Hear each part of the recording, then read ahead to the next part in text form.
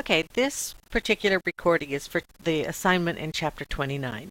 This is the document that you start with, and I just want to show you where things are. I'm not going to do the whole assignment, but I want to show you where things are. So I'm going to start out with the first one. It tells you to do the nonprofit employer.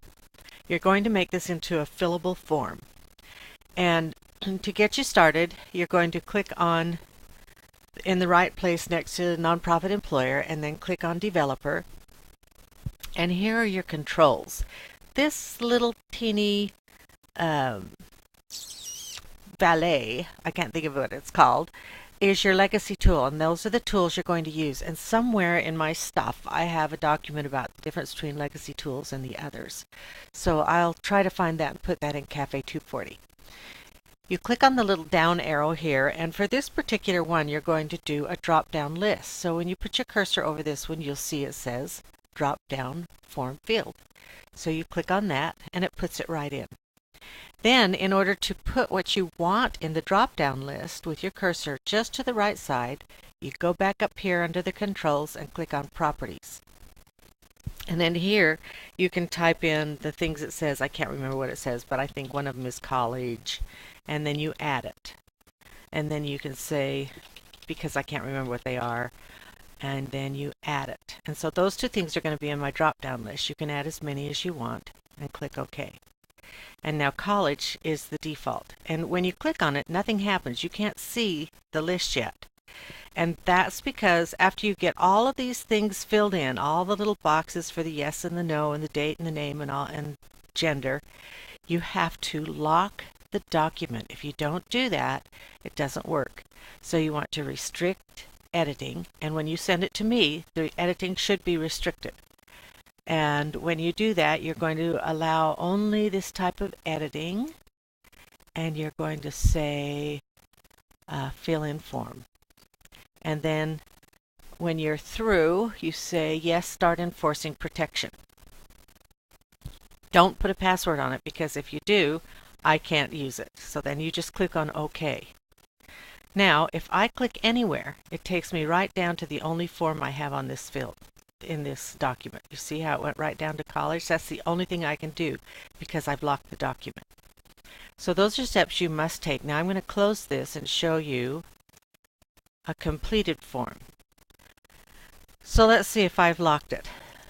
Yes, I've locked it. So if I click anywhere, my cursor goes right to name. And what you turn into me is this form created and filled out with your name and the date. I can't remember the exact data it asks you to put in, but just follow the directions.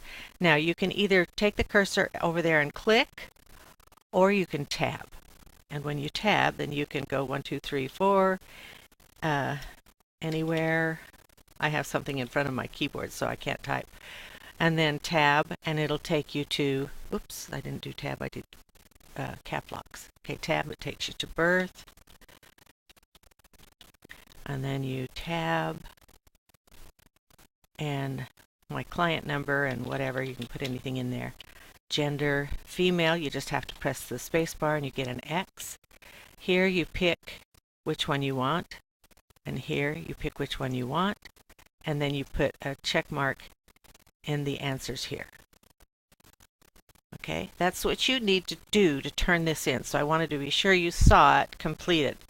And you can pick whatever you want in those drop-down lists. I don't care, but be sure that you fill in the form when you turn it in. If you don't, I'll be taking a point off.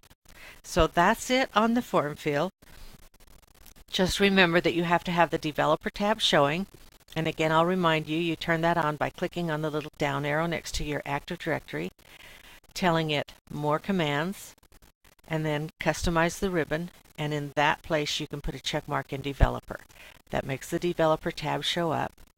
And this little box right here is your legacy tools, the one that is the little valise. So if you get done and you see that you've got something that you've done wrong, you can click on restrict editing, and then you can say stop protection.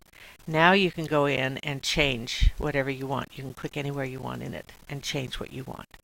So if you have a typo, for instance, in your list, then you could go here and go to properties, and you could delete the one that was spelled wrong and put in the right one.